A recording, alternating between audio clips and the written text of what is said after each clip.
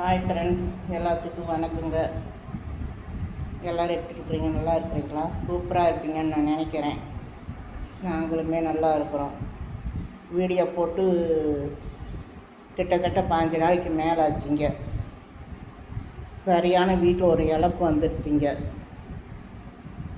நம்ம யார் உண்மையாக பாசமாக நேசிக்கிறோமோ அவங்க இருக்க மாட்டாங்க. அது என் வாழ்க்கையில் நிறைய இது நான் அடிபட்டுட்டேன்.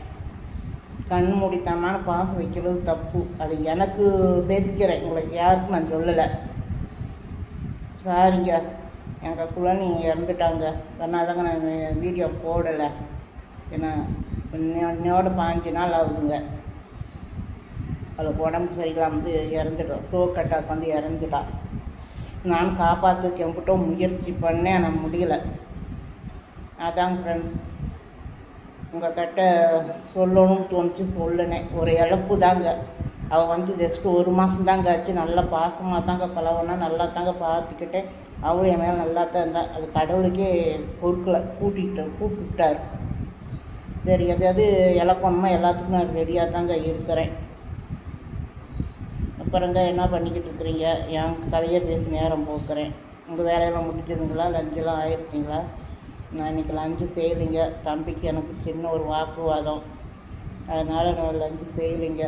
மனசு கொஞ்சம் வருத்தமாக இருக்குது. அது அப்பா பிள்ளைக்குள்ளே இருக்கிறது சகஜம்தான்.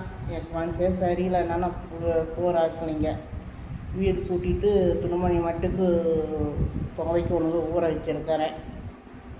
வீடியோ போட்டு போயிடுவோம், பிள்ளை நாள் ஆச்சு அப்படின்ட்டு தாங்க வீடியோ போட்டுருக்கிறேன். எல்லாம் என்ன பண்ணிக்கிட்டு இருக்கிறீங்க? இங்கே மழைங்க, நேற்றுலாம் மழை. உங்கள் ஊரில் மழைங்களா? வெயில் எப்படி இருக்குது? அதான் ஃப்ரெண்ட்ஸ், யார் மேலுமே அன்பு வைக்கக்கூடாது. அதாவது ஒரு குழந்தையோடு இருக்கவங்க பாடு அப்படித்தான் இருக்குது. 5 பேர் பிறந்தவங்க வீட்லேயும் அப்படி தான் இருக்குது. 4 பேர் சுயநலமாக இருந்தாலும் 2 பேர் தான் பார்க்குறாங்க. ஒருத்தர் உண்மையான பாசத்துக்கு பார்க்குறாங்க.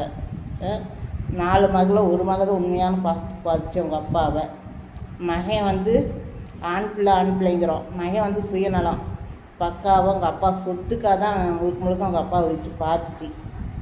இது வேணுமுன்னா என்ன ஏதுன்னா நீங்கள் கமெண்ட் பண்ணுங்கள். நான் அடுத்த வீடியோவில் நெக்ஸ்ட்டு என்ன விவரங்கிறது நான் சொல்கிறேன்.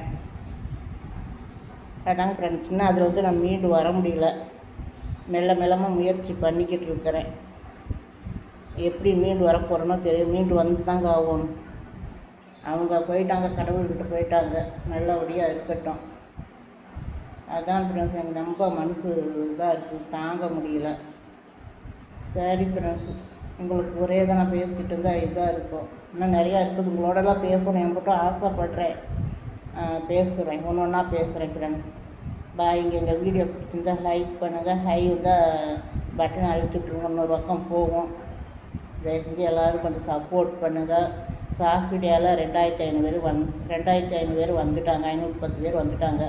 அதேமாதிரி லாங் வீடியோவுக்கும் கொஞ்சம் ஹெல்ப் பண்ணுங்கள் ஃப்ரெண்ட்ஸ். உங்களுக்கு கெஞ்சி கேட்குறேன். எங்களையும் யாருக்கோ ஹெல்ப் பண்ணுறீங்க, என்னையும் கொஞ்சம் வளர்த்தி விடுங்க. பாய். இந்த நெக்ஸ்ட் சந்திக்கிறேன். உங்கள் மைக்கிங்க. பாய்.